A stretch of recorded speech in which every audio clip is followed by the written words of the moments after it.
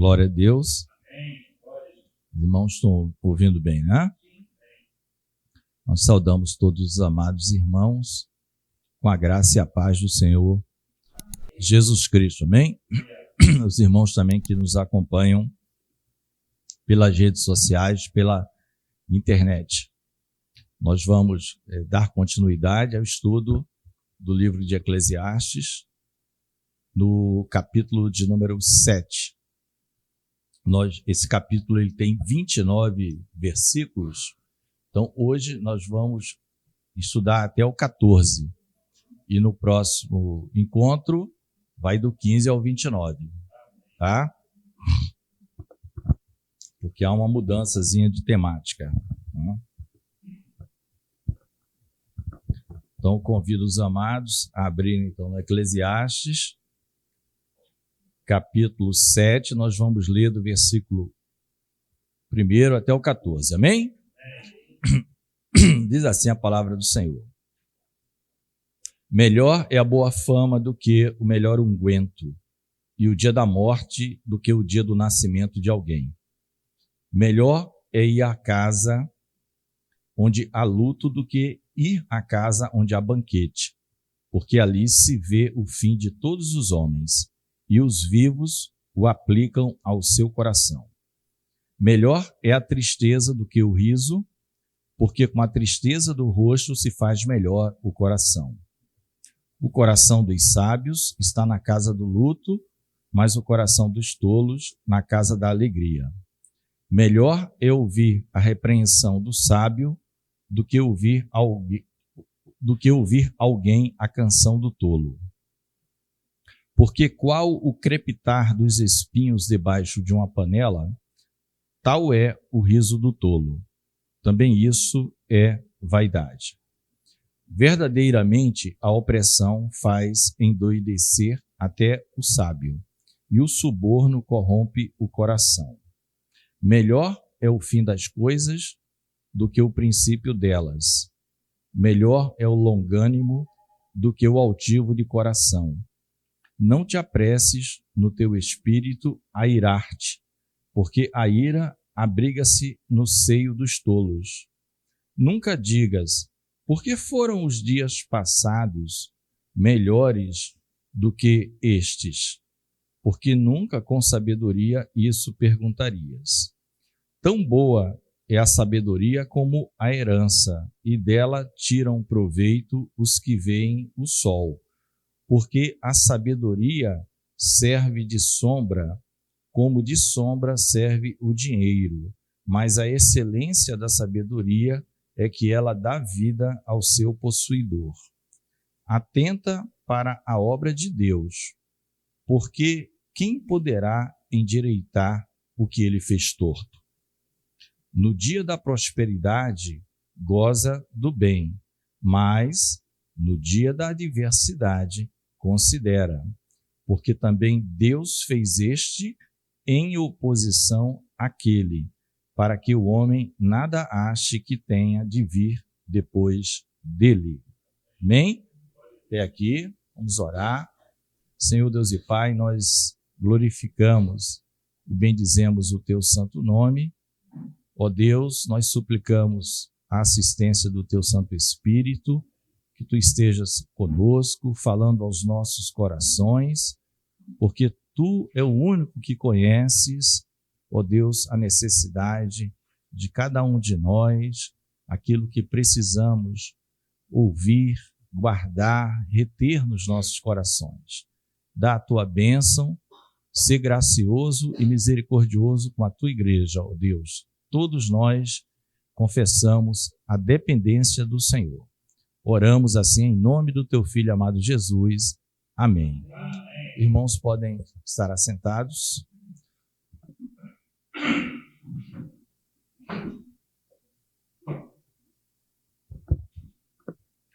Amém, amados. Glória a Deus. Nós temos, pastor Carlos, aquelas versões bíblicas que a gente está, né? Depois a gente colocar também a KJA, que é uma King James atualizada, né? Então vamos lá, amados irmãos. Esse capítulo de número 7 tá? Ele é uma... Ele inicia, vamos dizer assim, uma resposta ao fechamento do 6. Porque o último versículo do 6, tá? O último versículo do 6, que é o versículo 12, vai dizer assim: porque quem sabe o que é bom nesta vida para o homem, por todos os dias da sua vaidade, os quais gasta como sombra? É uma pergunta, não é? Porque quem declarará ao homem o que será depois dele debaixo do sol? Então você observa que o capítulo 6, o pregador, ele faz essa pergunta: ninguém sabe. Ninguém sabe. Não é? É quase que dizer assim: nós não sabemos o que é melhor para nossas vidas. Ele faz a pergunta, né? Alguém se habilita a dizer, né? Porque quem sabe o que é bom nesta vida para o homem por todos os dias da sua vaidade, o quais gasta como sombra? Ele está fazendo a pergunta e ele não dá aqui a resposta, porque é Deus que sabe o que é melhor para nós. Nós temos que nos submeter a Deus, né? Porque se deixar o homem solto, ele vai fazer algo que aparentemente é o melhor para a sua vida, na cabeça dele. Quem declarará? Então, o 7, por isso que eu fui lá no finalzinho do 6, porque o 7, ele vai começar a dar algumas instruções, né, como sabe o que é, levando em consideração Deus, obviamente, de como o homem pode se comportar debaixo do sol desses dias. O que é melhor, o que é pior.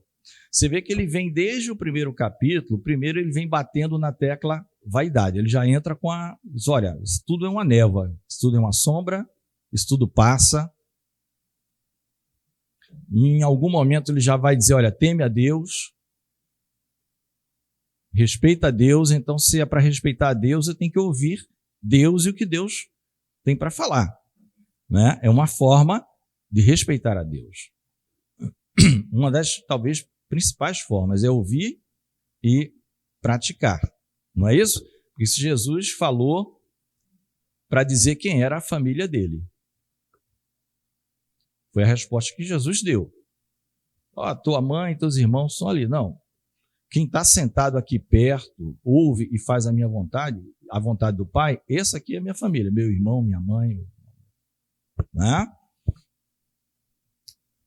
Então ele vai começar do versículo 1 até o 6, vamos dizer assim, fazer uma pequena divisão dentro do 7, já que a gente vai até o 14, e no próximo encontro do 15 ao 29, né, ele vai começar, como sempre, né, o pregador, vocês já viram que as palavras deles não são muito para passar pano, né? Para acariciar. Ele é bem pé no chão. O que é essa vida aqui? Ele é bem pé no chão. Então, o pregador, ele vai começar aqui dizendo o seguinte, ó: melhor é a boa fama do que o melhor unguento. Se a gente tiver condições depois, tá, de colocar, só para comparação, a King James atualizada, porque faz comparação com o que está lendo aqui, que eu estou lendo a Revista Corrigida. Isso. Porque a Revista Corrigida e a Corrigida Fiel, os textos são mais difíceis de entender, o palavreado. Aí a gente, quando vai para King James atualizado, às vezes dá uma clareada no que se quer exatamente dizer. Tá? Por isso que eu gostaria que ficasse aqui. Então, olha, melhor é a boa fama do que o melhor unguento, e o dia da morte do que o dia do nascimento de alguém. Que conselho, né? Então, lembre-se, nós saímos do 6 sem que o homem soubesse o que é melhor para ele. Então, ele vai começar o 7 assim. E aqui ele vai dizer, ó, mais vale o bom nome, a boa fama, está dizendo da tua reputação. tua reputação. Não está falando reputação social. Você é presidente, CEO, CFO, SFI e um monte de coisa de sigla aí. Não tem nada a ver com isso. Diretor, presidente, é a sua reputação como ser humano. As pessoas olham para você e te respeitam. Porque não tem do que falar mal de você. Aliás, é o conselho que Paulo dá para Timóteo. Na hora de escolher, é ou não é? Inclusive, faz mais exigência, dizendo assim, verifica quanto aos de fora, porque dentro da igreja é fácil. Vamos saber a história dele lá fora. Ih, rapaz, lá frente, na casa dele, no trabalho dele, no seu... Pois é, tem uma folha corrida que não é o que ele é na igreja, não. Não é considerando assim a igreja nosso ajuntamento local, né? Então, essa boa fama, esse bom nome, tem aquela... Eu esqueço sempre de trazer, se a Isabel puder pegar o Claudinho aqui, o apontador eletrônico aí. Eu estou melhorando de uma... Não, eu sei. É porque eu já faço isso naturalmente. Hoje vai ser um pouco mais duplicado. Tá, irmãos? O que ele está dizendo, do que o melhor perfume, o melhor unguento. Porque isso aqui era uma coisa dos ricos. Os melhores, isso era de muito valor. Até você vê nos evangelhos, né? Já foi trazido pregações aqui, o nardo, né? Jesus é ungido. Aquilo ali era caro, irmãos. Ele não é fácil, não. Aqueles perfumes. O que outra coisa a gente pode tirar daqui? Isso aqui é permanente, você passou um perfume para vir aqui. Amanhã de noite, se você não fizer nada, ele estava com o mesmo perfume, você já sumiu. Efêmero. Não é isso que ele está falando? Vaidade. Agora, o bom nome, não. Você não pode ter um bom nome de manhã, um mau nome à noite, um bom nome de manhã, um mau nome à noite, amanhã de... Família de Jesus, irmãos. Vai seguir até o fim. A gente tem percalços, tem tropeços, tem até quedas, mas a palavra diz que o justo cairá 7 vezes o Senhor o levantará, porque ele está nessa condição de justo. Né? Mas a gente tem que ter esse cuidado. Então, é por isso que se fala tanto hoje, como as igrejas estão, esse tipo de coisa, porque parece que o pessoal está esquecendo que a igreja é uma extensão, é o corpo de Cristo, né? Então tem que ter esse cuidado. A igreja é o corpo de Cristo. Cada um de nós aqui é igreja. É um pedacinho do corpo, não é? Então ele já está dizendo, olha, a melhor forma, nós não sabemos exatamente como viver, mas eu posso dizer, de tudo que eu vi debaixo do sol, que um bom nome, a boa fama, que não tem a ver com o cargo, você pode até ter um cargo alto de alguma coisa, ser famoso e ter a chamada, como diz a lei, né? Quase todos os cargos nobres na esfera pública administrativa, isso no mundo todo, você tem que ter dois atributos. Isso é praticamente comum no mundo ocidental. Notório saber, isso aí é fácil. Tem um monte de gente só se dedicou àquilo, notório saber. Todo mundo tem. Não tem que duvidar que a pessoa não tem notório. Tem notório saber. Mas a outra parte, que ninguém gosta muito de cutucar, é a chamada ilibada reputação. Você tem que ter as duas. Então vai ter uma sabatina. Notório saber. Mas ninguém vai perguntar da ilibada reputação, né? Mas as duas tem que ter. A ilibada reputação. Vocês podem pegar em qualquer lei aí. Para ser não sei o quê. Notório saber e ilibada reputação. Porque não adianta ter notório saber e uma fama que... Não é? Estão falando aqui Bíblia, né, irmãos? O mundo faz do jeito que quer. O mundo escreve uma coisa, mas faz outra. Está escrito verde, ele diz que é azul. Ai de quem falar que é verde, mesmo que esteja escrito que é verde. É azul? Sim, senhor. Quer falar, Claudinha? Tanto que na Bíblia fala que, por exemplo, para a pessoa ser, acho que é o diácono, né? Ele tinha que ter ser bem visto, como é que se diz? Ser um bom pai de família, um bom esposo, um bom testemunho dos irmãos. Praticamente né? as mesmas atribuições para pastor. Se você observar, marido de uma só mulher, tal. Ser testado na fé e aprovado lá atrás. É isso? Vai falar mais? Tá? Do que esse melhor unguento. Porque nós já vimos, além de ser algo caro, melhor unguento, caro, até bem pouco tempo, hoje em dia diminuiu, mas até bem pouco tempo, alguns séculos atrás, isso era uma especiaria importada, trazer navio de tal lugar para passar no corpo. Não é o caso mais hoje, né? Hoje é produção de carro. E aí ele faz essa introdução até suave para chegar na outra metade do versículo, né? O dia da morte é mais proveitoso do que o dia do nascimento. Porque talvez se ele começasse assim, a pessoa, né, como a gente já viu, não quero mais ler esse livro. Não quero mais ler esse livro, né? Então, o dia da morte do que o dia do nascimento. Isso para nós que estamos debaixo do sol e servimos ao Senhor, isso é uma verdade, né? Isso aqui é uma verdade. Quem pode abrir e ler aí, sim, Filipenses 1, 23.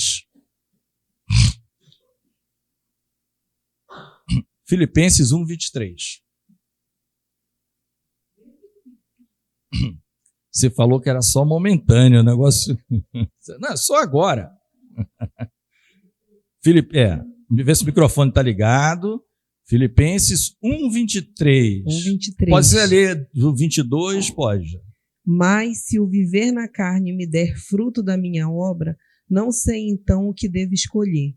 Mas se de ambos os lados estou em aperto, tendo desejo de partir e estar com Cristo, porque isto é ainda muito melhor. Paulo está falando para a igreja de Filipos. Ele está na carne.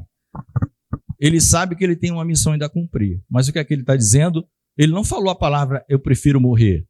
Mas ele disse eu prefiro partir e estar com Cristo. O que é que ele está dizendo para o crente? A partida para o crente vai ser algo muito melhor. Incomparavelmente melhor. Paulo está falando isso para os filipenses. Paulo está falando isso para os filipenses. Tá? Aí ele falou que por amor a toda obra e comissão que Deus, na continuidade, e comissão que Deus lhe deu, né? Olha a intimidade que ele tinha com Deus. Era começando, Senhor, daqui a pouco o Senhor me chama, não chama, tem mais gente ainda aqui que eu preciso, né? Vamos lá.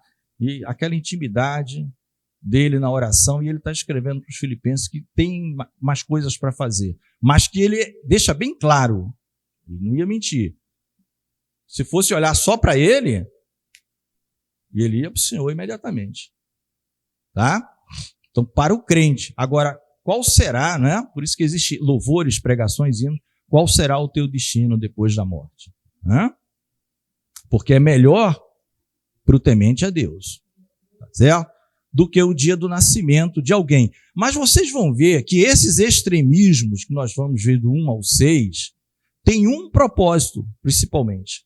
É levar em consideração, é para que todos nós viventes não deixem de levar em consideração que todos os homens morrem, porque parece que é algo que o ser humano esquece, que acontece igual a como nasce gente. Nasce gente e morre gente, mas ele só lembra do nascimento. Então o pregador está sendo enfático, né? O Kohelet está sendo enfático para que o homem não esqueça disso, porque a coisa começa ali, depois da morte, né? Ou começa, ou vamos dizer assim, é quem vai dizer o teu destino. Então ele vai ter, Senhor, eu tenho que despertar o povo para a relevância e importância deles não excluírem das suas considerações durante a vida debaixo do sol, da sua vaidade, que todos morrem. E será que ele vai poder dizer próximo da morte, né, como Estevão, céu aberto, vejo o Filho do Homem em pé, à destra de Deus, né? Antes mesmo estava sendo, né, aí pedrejado, né? Então ele vai dar essa ênfase, por isso que ele parte para isso, é para que o homem, cada ser humano leve em consideração, e é muito difícil você ouvir isso em qualquer lugar, no seu trabalho, em rodas sociais, não sei o quê. Quando fala assim, morte e tal, não é para discutir. De fato, ele não está dizendo para se fazer apologia à morte, ou não, agora eu vou passar a frequentar tudo que é sepultamento. Onde tem algum enterro aí, então, eu vou lá. Não, essa oportunidade surge. É apenas para que você considere isso no seu caderninho como um dos eventos que acontecerá, amado. A Cláudia. Irmão Reginaldo, eu estava até ouvindo, tem um pastor, que eu acho que eu já ouvi isso, ele procura os enterros, e ele é até conhecido por isso, para justamente ele pregar, e ele ganha muitas almas com isso, ele mostrando ali eu achei interessante, ele procura. Não conheço. Cada um tem um jeito, né? Não conheço. Interessante. Então, o 2 é uma sequência lógica. Melhor é ir à casa onde há luto do que à casa onde há banquete, porque ali se vê o fim de todos os homens, e os vivos o aplicam ao seu coração. É o que nós acabamos de falar, né? O que é aplicar ao consideração? Aplicar ao coração é levar em consideração. Tá? A casa onde ele está fazendo toda essa ênfase na morte, no sepultamento, para que os seres humanos não deixem de considerar isso. Isso, tá? É o fim de todo ser humano, e deste modo os vivos terão uma grande oportunidade para refletir, levar em consideração. Aí faz sentido o início do capítulo 7, melhor é a boa fama? Porque o que ele está dizendo? Do ponto de vista principalmente divino. Como é que é a tua reputação aqui? Você vai ser considerado justo ou iníquo? Tá? Ele não está proibindo você de usar o perfume francês mais caro que tiver. Não. Quer comprar? Tudo bem. Mas não é isso que vai te qualificar diante de Deus. O que vai te qualificar diante de Deus é a tua reputação. É a tua condição de servo. Né? Claro, a misericórdia do Senhor é grande. Né? A gente sempre lembra daquele ladrão na cruz, ali em Lucas, que é o que narra esse detalhe, né? Os outros dois não narram esse detalhe. Mas naqueles minutos, ele foi um homem nobre, honesto, sincero, concluiu que ele era digno de morte, evangelizou o outro, repreendeu o outro, confessou a dependência de Jesus Cristo, em Jesus Cristo, pediu, porque tinha certeza que eu mesmo, por mim mesmo, não posso, eu preciso desse favor, né? Então, a boa fama, irmãos, tá? Por isso que tem esse começo. Melhor é a tristeza do que o riso, porque com a tristeza o rosto se faz melhor o coração. Aqui é uma maneira de se falar, como é que está aqui no 7.3 da King James. É uma maneira de se falar que se aprende muito mais nessa situação, tá? Mais vale um momento de tristeza do que dias de riso, porque é o rosto circunspecto que produzirá um coração compreensivo. Significa que se aprende mais na vida com isso aqui, ó. Não quer dizer que você vai passar a vida inteira triste, mas é nesses momentos que se para refletir. Enquanto está na festa, na alegria, ninguém para pensar sobre a realidade debaixo do sol. Não é? Ele não, observe que o que nós estamos dizendo, ele não está dizendo que você não vai ter momento de alegria e nem deve deixar de ir na casa. Ele está extremando as coisas porque o ser humano tem a tendência de fugir. É natural. Nós criamos rotas de fuga para às vezes deixar de enfrentar. É muito ruim ter que enfrentar, porque é semelhante a uma guerra. Enfrentamentos de situações adversas na vida é muito semelhante a uma guerra. Um soldado do lado de lá armado e você do lado de cá armado. E aquilo não acaba. Você pensa que ia durar um dia, já está com um ano. E parece que não melhora, piora. Está aumentando a tensão. Mas é nesse momento que você, ao final, você vai dizer, fiz um curso de doutorado em passar pelo vale da sombra da morte. Agora eu consigo. Agora eu sei como. Né? Então, se você leva uma vida totalmente fugindo disso, e o dinheiro serve muitas vezes para isso, muitas vezes as pessoas querem muito dinheiro, mas estão falando de muito, muito, muito rico, para que ele possa o tempo todo estar fugindo dessas coisas e com o dinheiro ele comprar o prazer, a festa, a alegria, os bons momentos. Ele não tem como encarar a adversidade. E o mestre, né, aqui, o escritor, ele está dizendo que se aprende muito mais ali, muito mais nessas situações. E todos nós sabemos que é verdade. Todos nós, né? Era com a paciência. Lá no Novo Testamento, Paulo, nas suas cartas, como ele vai dizer, Pedro vai dizer, que tudo isso leva a crescimento na fé. Porque nós somos pessoas que andamos aqui na terra por fé, aguardando o melhor que está por vir. A terra prometida, a Jerusalém celestial, a Canaã celestial, como você quiser falar. Mas para passar aqui, a gente tem que encarar e pedir ajuda do Senhor o tempo todo, e nós vamos poder ajudar, inclusive, os outros. Paulo vai falar disso, que ele, não só ele e quem estava nas suas companhias, Silas, Timóteo, quando passavam por aquilo, eles também sabiam consolar e confortar os que estavam passando por situações semelhantes. Então, tinha um aprendizado não só para ele, para quem está passando por aquilo. Amém? O coração dos sábios está na casa do luto. Você vê que é mais ou menos recorrente. Casa do luto, mas o coração dos tolos na casa da alegria. Não é? Melhor é ouvir a repreensão do sábio do que ouvir alguém a canção do tolo. Ele vem nessa... E o 6, porque o 6 é que é interessante. Pode ser que tenha uma versão, o 6, né? Vou ler aqui na minha, depois vou ler ali. Porque qual o crepitar dos espinhos debaixo de uma panela, tal é o riso do tolo. Também isso é vaidade. Como é que está aqui na King James atualizada? Pois tal como o estalo, exatamente, crepitar, de espinhos ao fogo debaixo da panela, assim é o riso dos insensatos. E isso também é vaidade e não faz sentido. Né? Os irmãos já viram, às vezes, uma fogueirinha, quando você pega aqueles galhos fininhos com espinho, parece que vai estalando, faz muito barulho, não é? Mas aquilo se queima e acabou. O que ele está dizendo é que o tolo, o riso do tolo, não tem nada a acrescentar para a tua vida. É semelhante a isso aqui, faz muito barulho, faz muito crepitar, olha, mas faz barulho, mano. Te chama a atenção. Parece que eu estou ouvindo aqui uma fogueira, né? Eu fui criado assim, em rua de barro, a gente não tinha nem asfalto, onde eu morava, e se comemorava naquele tempo muito, eu não sei como é que está hoje, nas ruas era normal, cada casa fazia sua fogueira de São João, lá na frente.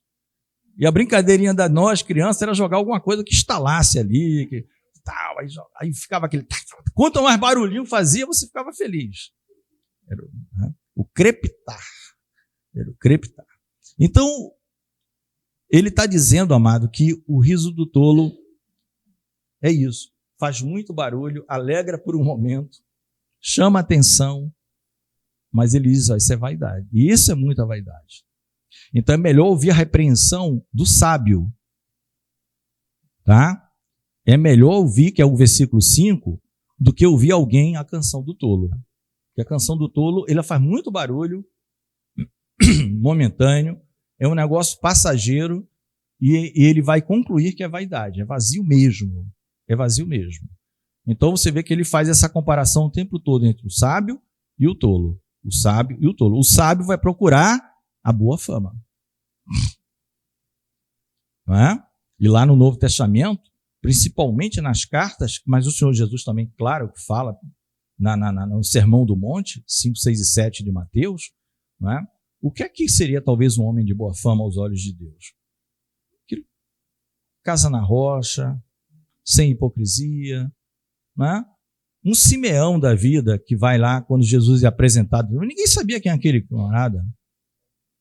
Eu não sei nem se o Sinédrio sabia quem era Simeão. Ele sabia. Homem simples lá. O Senhor revelou a ele, não, você não vai morrer antes de ver o ungido do Senhor. Ele disse, pode ir no templo agora que ele está lá. Aí ele vai orar, Senhor, despede o teu servo, agora eu posso ir. Já se cumpriu a revelação que o Senhor me deu. Boa fama aos olhos de Deus. Né? Boa reputação. Profetiza dentro do templo quando o Senhor Jesus é apresentado. Né? Quando o Senhor Jesus é apresentado. Mesma coisa, profetiza Ana. Alguém ligava para a profetisa Ana, filha de Fanuel, a tribo de Gade? Né? Simeão e Ana. Aquilo ali são personagens citados isoladamente. O de boa fama, ele vai seguir, ele vai poder morrer em paz, né? A gente já falou isso aqui, vocês já viram, né? Sepultamento de crente, não é diferente, né? Louvamos a Deus. Como assim? A pessoa está morta, estão cantando hinos, estão louvando, estão dando aleluias e glórias a Deus. Traz uma palavra, né? Eu acho, hein, Claudinho, que esse pastor aí só não faz o apelo, né? Assim, tipo, o senhor não quer, né, acompanhar aqui o cadáver? Não. Esse apelo aí ele não vai fazer, mas vai fazer a pessoa refletir. É isso que ele está fazendo aqui o tempo todo. Considera este momento, mano, porque ninguém sabe. Pode ser daqui 1 minuto, 1 hora, 1 dia, 10 anos, 100 anos. Na mão do Senhor. Mas a gente sabe que a morte, craseado, segue-se o juízo. Lá no Hebreus 9, né? Acho que é 9, 13, não sei se é exatamente, mas a morte segue-se o juízo, né?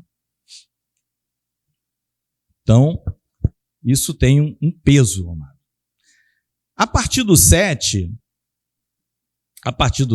então você vê que deste 1 ao 6, como nós não sabemos a resposta do último versículo do capítulo 6, né?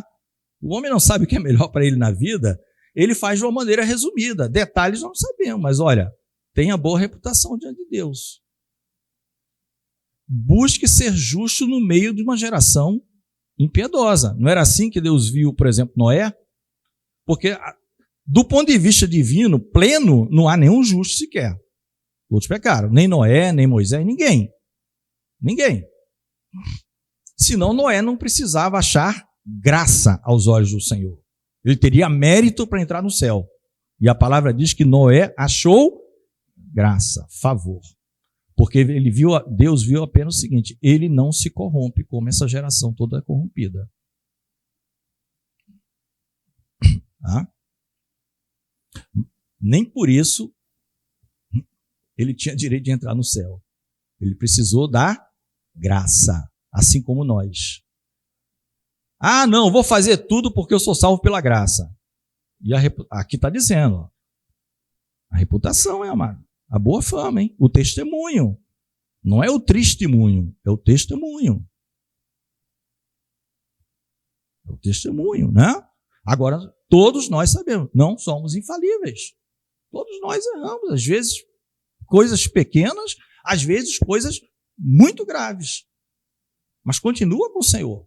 Deixa com Ele. Perdão, correção, não se afasta de Deus.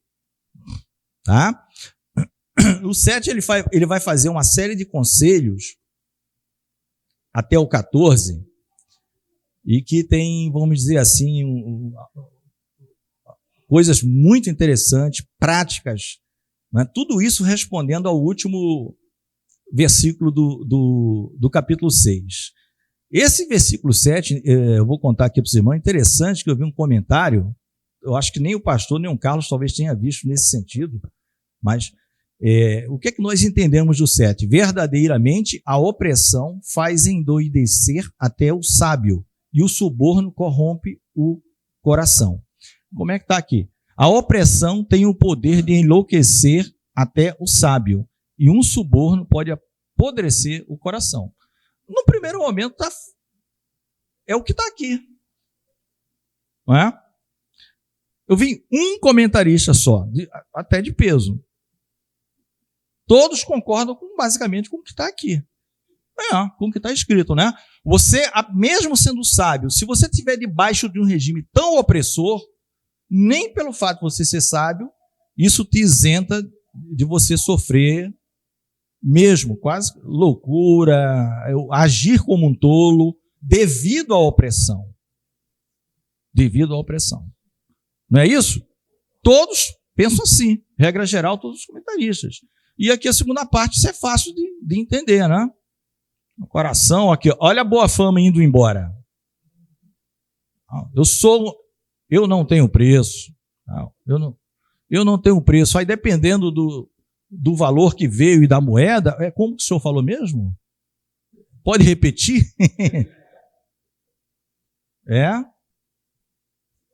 Apodrece. A palavra fala que o coração ficou podre. E Jesus, ele veio nos tirar da podridão. Ele não veio nos colocar na podridão. Então, mantenha a boa fama. Não cai nisso aqui não, que é furada. Voltando aqui, tem um comentarista que ele interpreta isso aqui como o sábio sendo o opressor. Eu achei difícil, mas um só. Não vou falar o nome dele, mas não é desconhecido não, né? Não vai. Esses caras que faz livrões, já morreu, tá? No sentido, ele interpreta assim, que o sábio assumindo uma posição de comando se torna um louco se ele oprimir o povo. Eu acho bem forçado essa interpretação. Tá? Mas estou só falando para os irmãos que existe, tá?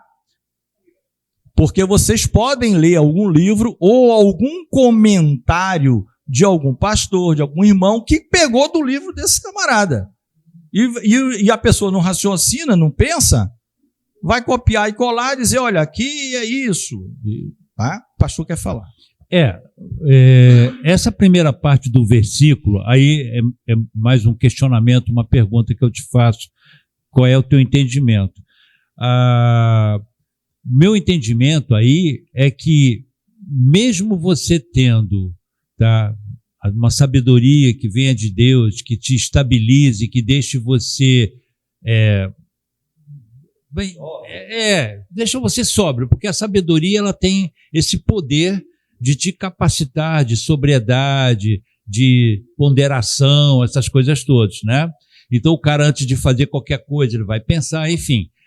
Bom, não teria muito a ver com o que a Mateus 24, não me lembro do texto, que diz que se aqueles dias não fossem abreviados, tá, nem os salvos, né, permaneceriam, conseguiriam. Então, Jesus teve que haver uma intervenção direta de Cristo para que nem aquele remanescente fiel que vai estar nos dias de luta, de tribulação, para que eles não desistissem. Será que não tem alguma ligação nesse sentido? Porque o que ele está querendo dizer é quando a pessoa está sob muita... O salmista, se não me engano, fala isso. Senhor, não me deixe na luta, no sofrimento, para que eu não me desvie de ti, tá? Para que eu não me afaste de ti. Então, assim, não teria essa relação de quanto maior a carga, maior o peso, maior a dificuldade? O que você acha? Bem, deixa eu só... A Valéria quer falar, e aí pode ser que tenha a ver também com a pergunta, e aí a gente responde. Falei com as meninas aqui a questão dessa sabedoria, na questão da opressão, que esse comentarista aí que o senhor falou, que não tem muito a ver. Mas eu olhei pelo um ângulo assim. Ele faz essa visão do ângulo. Que justamente pela essa pessoa ser tão sábia, ela usa dessa sabedoria para oprimir outros? Sim, esse é o entendimento dele. Eu entendo. Só que eu vou conquistar escrito. Da forma como está escrito, eu tenho dificuldade mas eu em estou entender entendendo dessa o que o senhor forma. está falando, mas eu estou dizendo, mas acontece isso. Eu não estou dizendo que é essa questão aqui da palavra. Sim, eu pode. estou querendo dizer que muitos, por sabedoria, eles conseguem oprimir os simples. Sim, aí eu diria que ele está se tornando um tolo. Isso, e a astutícia, né? Não sei se entra nisso também, essa questão. Entra. Estutícia, né? Tolice, loucura, isso. São tudo sinônimos. E aí eu só querendo assim dar mais um up aí no que o pastor Cleiton falou. O pastor Carlos também, tá? Olha, irmãos, essa observação eu fiz porque um comentarista de peso, mas todos os demais não entendem assim, tá? Eles entendem que o sábio, ele continua sendo sábio, mas devido à opressão, nessa linha, já respondendo o pastor, seria um exemplo. Se o Senhor não abreviasse o dia, nem os escolhidos, diz a palavra, seriam nenhuma carne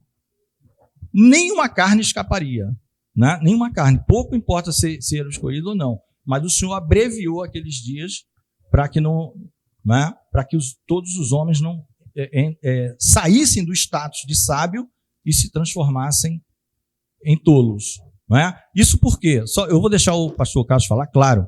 Você vai ver no Apocalipse, por exemplo, me veio à mente, tá, pastor?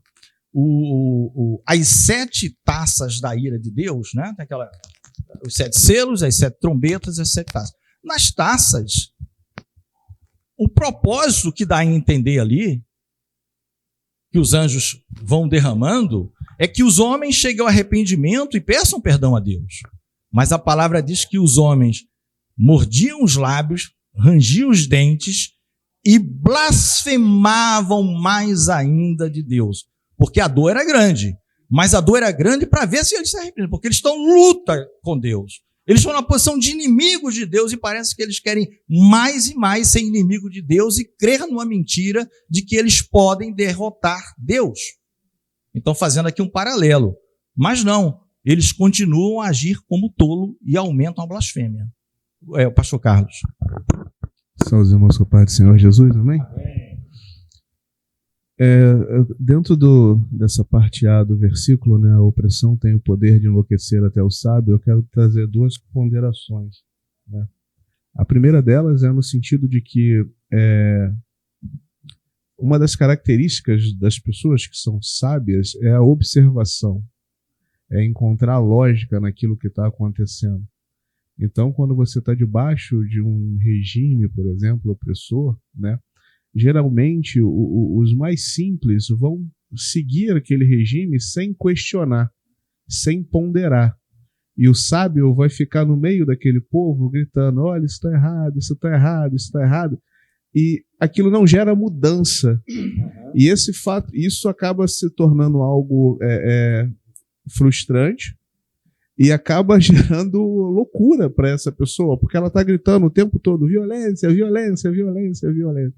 E ninguém faz nada, né? E uma outra questão é que a falta de conseguir, muitas das vezes, compreender aquilo que está acontecendo para uma pessoa que pondera muito, analisa muitas coisas, às vezes leva ela a realmente a loucura. Né? O que está acontecendo comigo? Por que eu estou vivendo isso? Mas não tem sentido, não tem lógica. Eu fiz tudo certo, eu olhei tudo certo, eu andei certo. Por que isso está acontecendo comigo e com o resto do mundo não? Isso vai gerando uma opressão em cima dela por conta disso, né, irmão?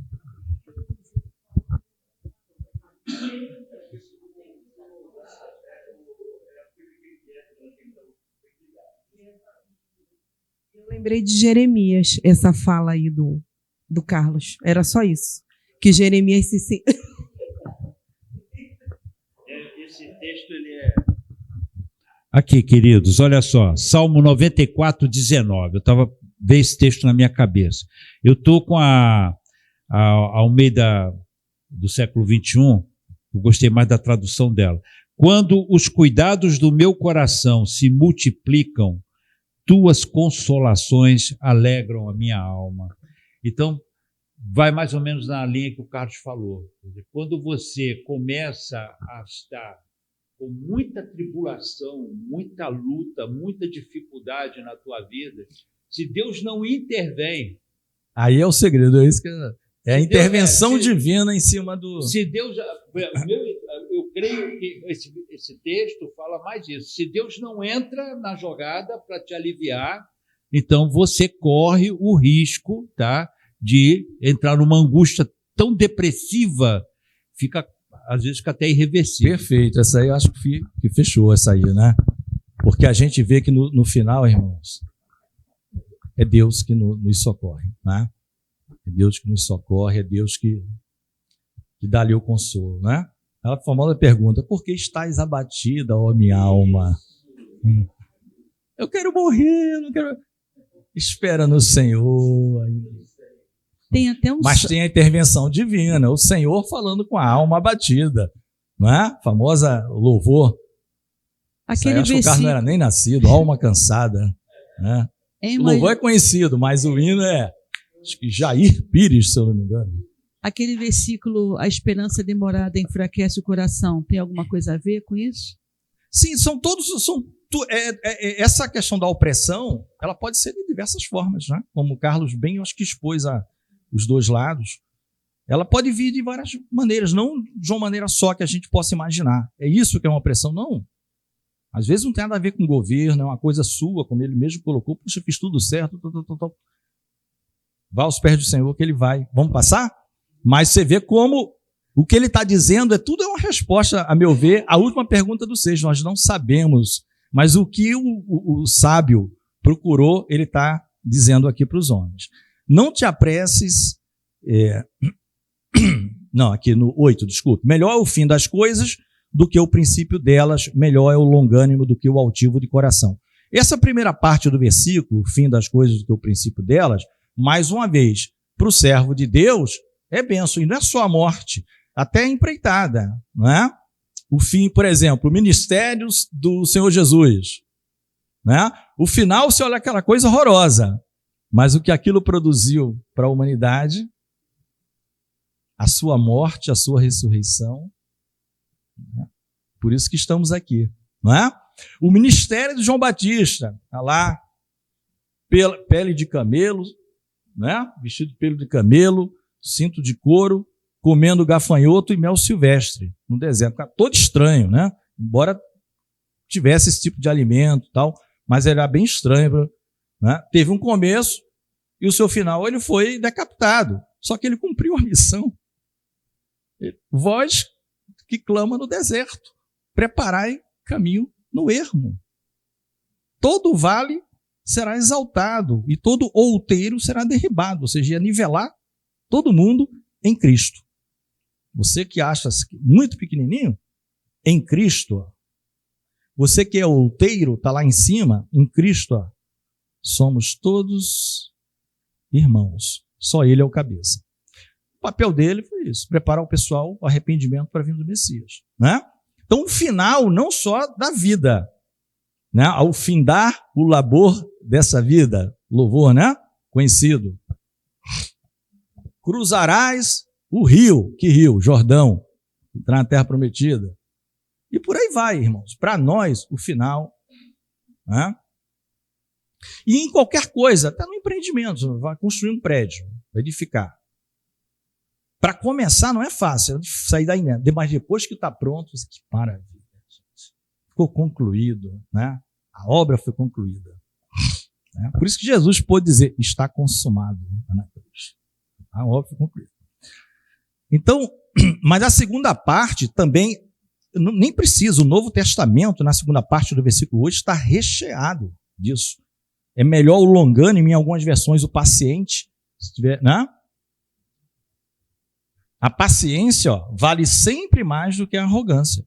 Isso Está cheio. Se você pegar Romanos, pegar tudo que é carta, prática, Pedro, ele vai sempre nessa linha. De uma coisa vai levando a outra. A paciência é fruto do Espírito, né? Longanimidade. Ele espera perder de vista. Ele espera perder de vista. Porque Deus é assim conosco. Não é? Pedro fala assim, alguns escarnecedores estão dizendo, aquela promessa de vinda, não sei onde está a volta do rei de vocês. Aí Pedro vai dizer, olha, não é isso. É longanimidade de Deus, esperando que todos os homens cheguem ao arrependimento. Não é que ele está atrasado. Ele está fazendo isso. Agora, esse escarnecedor vai prestar conta um dia desse tipo de zombaria que está fazendo, né? Não te apresses no teu espírito a irar-te, porque a ira abriga-se no seio dos tolos. Isso também nós vamos ver em Romano o tempo todo, né? 9. Sempre vai, irai-vos e não pequeis. Não se ponha só sob a vossa ira. Ou seja, há um momento que você pode se irar. Mas vê se você dorme e amanhã já esqueceu, né? Essa é a ideia. Claro que isso às vezes pode durar um dia, um ano, um mês, mas não guarda isso. Vai fazer mal para você. Quem te causou a ira, às vezes está rindo à toa. No mundo. Depois o final dela vai ser ruim. Para nós, a gente tem que olhar para Cristo. Olhai para mim e sereis salvos. Todas as nações da terra, ou todas as ilhas da terra. Então, também, isso aí está bem, você vê que lá atrás já está explicado. Isso, não é? Ele está dizendo, irmãos, não é a perfeição da perfeição da perfeição seria todo mundo agir assim. Claro que nós erramos, claro que nós nos irritamos, mas a gente não pode abraçar a ideia da irritação como algo normal, né? Porque isso não é esse tipo de comportamento de uma pessoa constantemente dessa forma, irritada, está no seio dos tolos, ele está dizendo. Dos tolos. Aí entra estultos, é mesmo sinônimos, loucos, nécios. Tá? Nunca digas, aqui também é interessante, tá? Esse 10, a gente está quase chegando lá. O 10 é bem interessante, porque eu acho que eu já disse várias vezes isso, agora eu estou aprendendo que eu não devo dizer muito isso. Nunca digas, porque foram os dias passados melhores do que estes, né, ou do que os dias atuais, porque nunca com sabedoria isso perguntarias. Aqui é uma maneira interessante ele dizer, naquela visão maior do pregador. Por quê? Porque ele vê a visão maior dele, não é o espaço da tua vida, tua pequena vaidade. Não é o espaço da tua vida. São momentos distintos. Quando a vida para nós era melhor, que a gente era jovem, alguém pagava a conta, era um monte de situação diferente. Mas os idosos da época pensavam igualzinho a gente pensa hoje. Lá atrás era melhor. Aí o que é que Salomão já diz há muito tempo? Não tem nada novo debaixo do sol. O que é já foi e o que será também já foi. De modo que não tem nada de novidade nenhuma. E não, os tempos atuais não. É relativo à sua geração. A sua geração. Tá? A sua idade, o seu momento de vida. Então, o homem que está escrevendo é um homem no final da vida já. É um homem que viu tudo, experiente. Aí ele está dizendo, olha, a gente sempre vai achar que lá atrás foi melhor, que não é bem assim. Aí a gente sabe, havia mais respeito. Havia, mas se você pegar para a época, os idosos da época já achavam, é uma coisa, né? Talvez a proporcionalidade seja diferente. A proporcionalidade, a coisa cresça, o pastor vai falar. Tem algumas questões que a gente levanta que às vezes são sintomas de uma doença maior, né? Quando a gente fala dessa questão, porque os dias do passado foram melhores do que os dias de hoje, às vezes o que está por trás disso é uma falta de perspectiva de futuro. quando eu perco a esperança de que o futuro vai ser melhor, e nós sabemos que vai ser porque estaremos em Cristo, com Cristo na eternidade, nós passamos a romantizar um passado que de repente nem foi. Como eu olho para frente e vejo, cara, não vai melhorar isso. Eu começo a amar o passado, né? Lá era bom, no Egito é que era bom, porque lá eu comia das cebolas de Faraó. Melão. Não é que era melhor o Egito, você está descartando toda a escravidão, todo o processo que você vivia no Egito, mas isso é um sintoma de eu não conseguir olhar para frente e ver uma perspectiva, né? Então, realmente, quando a gente começa a querer viver no passado, é porque, de certa forma, a gente começa a abandonar e esquecer que Cristo virá para nos resgatar e viveremos eternamente com Ele. Amém, irmão? Amém. Depois da fala e do verbo romantizar, não tem mais nada para falar, meu irmão. Depois do romantizar, não tem mais acréscimo. Fechou. Chave de ouro. Rapaz, foi muito bom. Olha, irmãos, agora o 11 e o 12, a gente está terminando. O 11 é combinado com o 12, e vocês vão ver, é como se fosse um versículo só. Como é rico e fácil de entender. O 11 e o 12. Tão boa é a sabedoria como a herança, e dela tiram proveito os que veem o sol, seja debaixo do sol. Ele faz comparação da sabedoria com uma pessoa também que recebeu uma herança. Ambos são bons para quem está debaixo do sol. Mas quando você vai para o 12, ele vem dizendo um porquê. Porque a sabedoria serve de sombra. Como de sombra serve o dinheiro, né? Mas tem uma grande diferença na parte final do versículo. Mas a excelência da sabedoria é que ela dá vida ao seu possuidor. E o acréscimo que a gente faz aqui, e o dinheiro não dá. Entendeu a diferença, irmãos? O temor do Senhor é o princípio da sabedoria. Ela dá vida e vida eterna ao possuidor. Ambos são bons, a sabedoria e a herança. Mas no versículo seguinte ele diz, mas tem um detalhe. Os dois te dão sombra. Você tem muito dinheiro, pegou uma herança enorme, você vai viver muito bem, como um sábio. Mas a sabedoria, amada, a vantagem do saber é que ela tem poder de preservar a vida de quem a possui. E preservar aqui para mim é no sentido eterno. Eterno. Quem está em Cristo, nova criatura é. Não é? Aquilo que o Senhor Jesus falou para Marta, quando ele está indo lá para ressuscitar Lázaro. Eu sou a ressurreição e a vida. Quem crê em mim, ainda que esteja morto, viverá. E quem vive e crê em mim, nunca morrerá. E aí ele faz a pergunta, crês tu isto, Marta? Não é? A sabedoria. Tá? Então, ambos são muito bons. Mas a diferença é que riqueza sem sabedoria é só riqueza. Agora, sabedoria com riqueza, sem bens materiais, com bens materiais, ela dá vida ao seu possuidor. E o princípio da sabedoria é o temor ao Senhor. Começa por aí. E Colossenses, acho que 2:3, né? Vai falar que em Cristo estão ocultos, estão escondidos todos os tesouros da sabedoria e da ciência. Em Cristo. Por isso que é bom estar em Cristo. Que é uma expressão complexa, tá? Ninguém fala esse em Cristo, né? Ninguém no dia a dia aqui falando, nas conversas, em discursos, tem essas coisas em alguma coisa, em alguém, não é? A Bíblia tem. A Bíblia tem. Tá? Então, estar em Cristo é outra coisa, irmãos. É a verdadeira sabedoria. Pode ser loucura para o mundo, mas para nós, como está lá em Coríntios.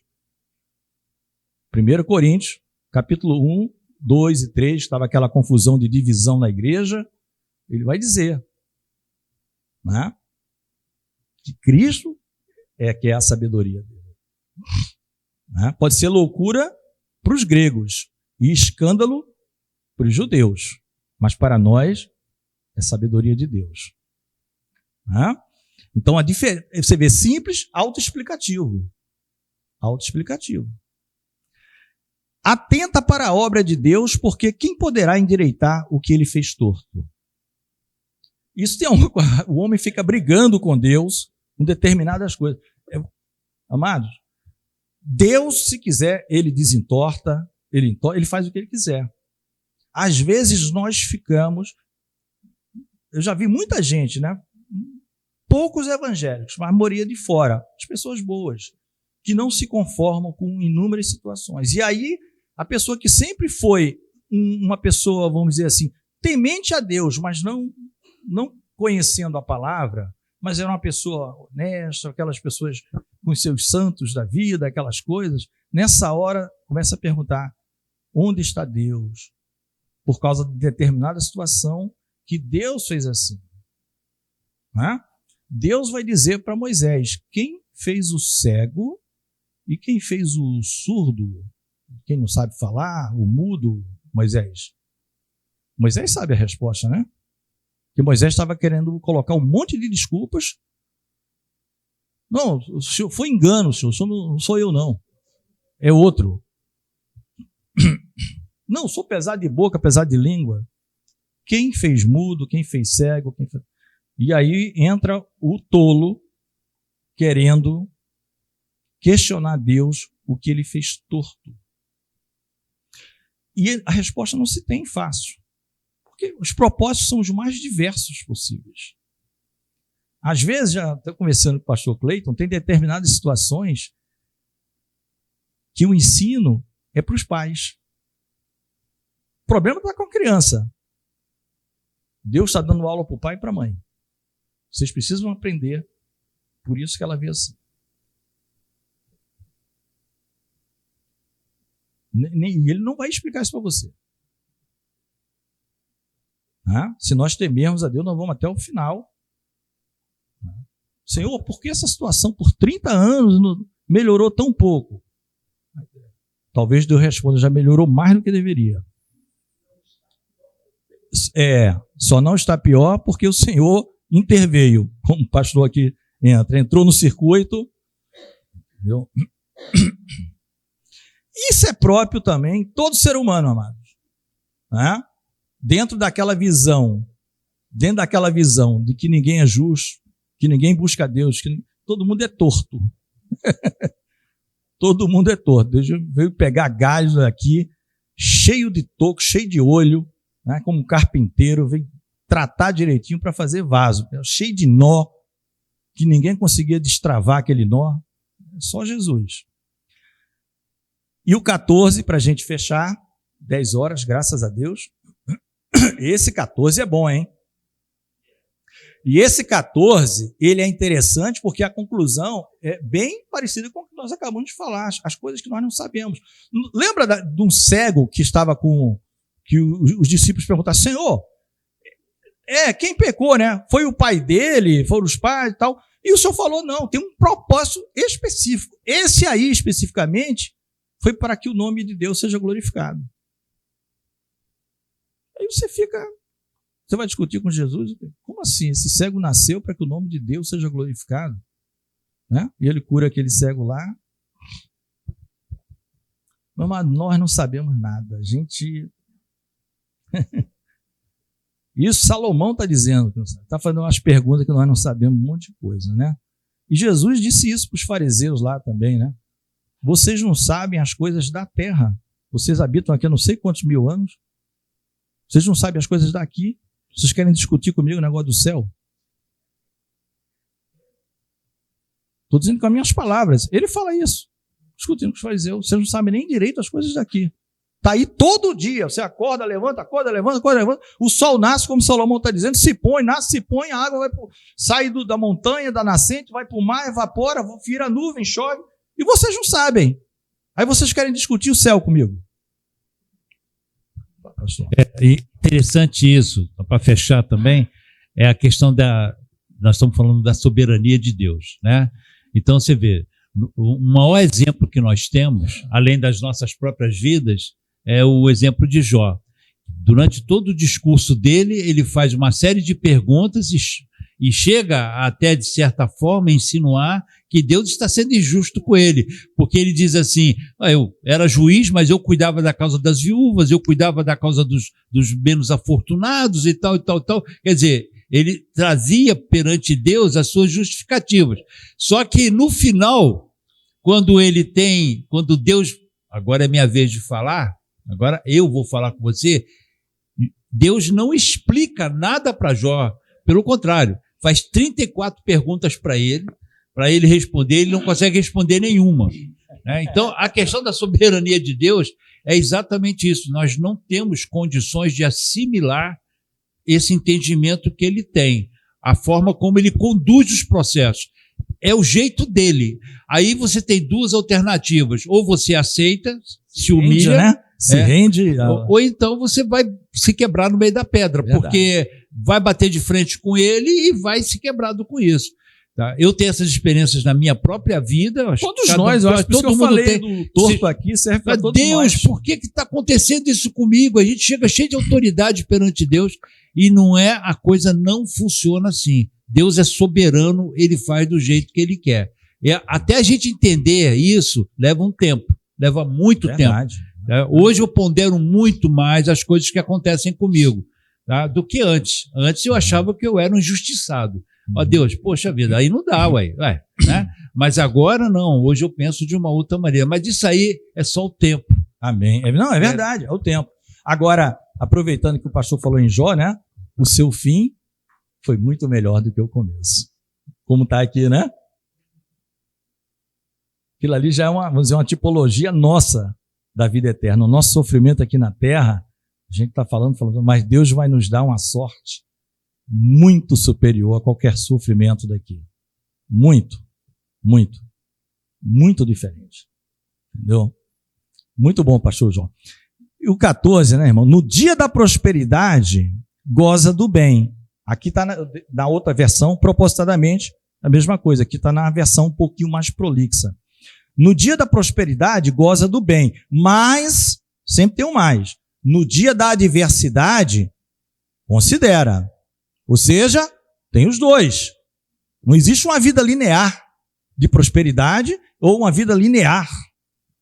Não é? Isso de uma maneira geral, tá, irmão? Ele fala no geral, ele não fala nas exceções. Porque existem casos excepcionais de alguém que nasceu de uma miséria tal e vai morrer assim, num sofrimento grande. São situações, está lá em Jó. Mas, de uma maneira geral, no dia da prosperidade, aproveita, goza esse dia. Mas no dia da adversidade, para e pensa, considera. Por quê? Porque Deus fez ou seja, o dia da adversidade, em oposição ao dia da prosperidade. Quem fez? Deus. Ele fez Agora, por que Deus fez isso? Olha como o pregador vai além. Em tempo de paz e alegria, ser feliz e aproveita-os bem. Quando os maus dias chegarem, reflete, hein? O que é que a gente vai pensar? Rapaz, não só tem isso aqui, não. Tem isso aqui também. O tal dos maus dias. Eu pensei que só tinha paz e alegria. Tem os dois. Prosperidade. Tá? O sentido de prosperidade aqui não é financeiro não, tá, irmão? Aliás, a palavra prosperidade, se vocês forem buscar, ela quer dizer bem-sucedido em algum propósito. Você prosperou naquilo. Né? Porque a tal da teologia da prosperidade focou no financeiro. Isso é outra coisa. Mas a prosperidade, por exemplo, Jesus quando está entrando em Jerusalém, que as criancinhas já, Hosana, todo o povo, né? Hosana quer dizer, prospera, Senhor, ser bem-sucedido, Senhor, no teu processo para o qual o Senhor veio, que era salvar o homem. Está lá no Salmo. Eles estão repetindo o Salmo. Hosana, bendito que vem em nome do Senhor, né? E a gente sabe qual foi o final. Foi para a cruz, cheio de chicotada, sangrando e nu. Prosperou no seu propósito, era aquele mesmo. Mas quando chegaram os dias maus, reflete. Deus fez tanto um quanto o outro. Quem fez? Deus. A fim de que o ser humano não tenha o poder de desvendar o seu futuro. Então, o seu futuro, isso é bom para os jovens. Não é o que você está vivendo agora. A Bíblia já está dizendo, ó, se você só está vivendo prosperidade, pode ter certeza que vai chegar a adversidade. Em algum segmento da sua vida. Não é? Eu sempre falo, o tal do BBB, bom, bonito e barato, só existe na televisão. É ou não é, irmã Isabel? Bom, bonito e barato, só na televisão. Um dos Bs está falhando. É bom e bonito, mas muito caro.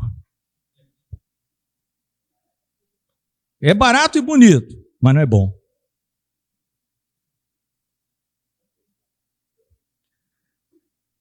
Amados, por que Deus fez isso? Para que eu e você não venham a sermos presunçosos. E achar e dizer o dia de amanhã, não, eu estou acostumado, há 30 anos eu vivo assim.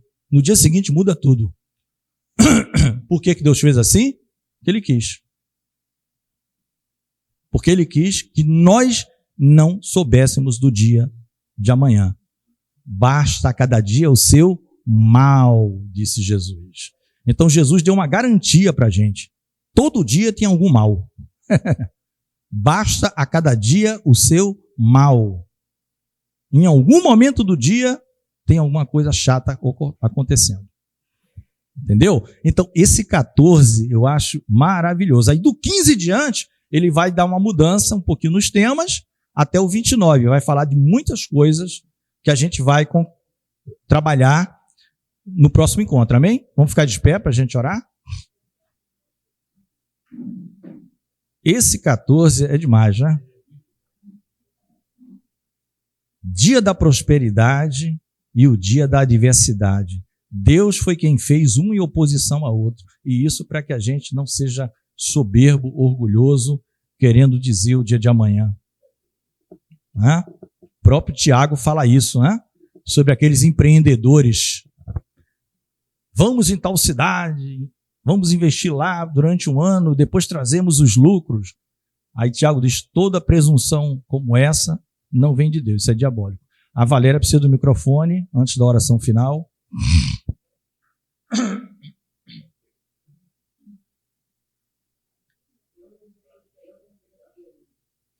Lembrei do capítulo 3, no dia que eu tive aqui, né? Do tempo. E aquele espaço de tempo, né? Do plantar, do colher. E aí eu creio que seja isso também, da prosperidade e não tá tudo naquele meio. Tá, o que a gente vai fazer? O que a gente conseguiu para a gente, em sabedoria, entre estar num bem e chegar num patamar de um mal, vamos dizer assim, né? Então, acho que isso é tudo, é para a gente mesmo, para o nosso crescimento. Eu entendo assim, o que a gente fez nesse meio de estar próspero e estar passando por alguma adversidade, né? Como que a gente tratou isso aí? Ficou muito marcado para mim o capítulo 3, naquele dia que eu estive aqui. Amém. Vamos orar. Senhor Deus e Pai, nós adoramos e bendizemos o Teu nome por este período, ó Deus, de escola bíblica dominical. Ó Deus, aceita na Tua eternidade como uma oferta da Tua igreja, período de estarmos aqui aprendendo do Senhor, do Teu Espírito Santo. Nos dá um intervalo abençoado e já nos capacita e nos prepara, ó Deus, para a ministração da Tua Santa Palavra. Oramos agradecidos por tudo, em o nome do Senhor Jesus. Amém.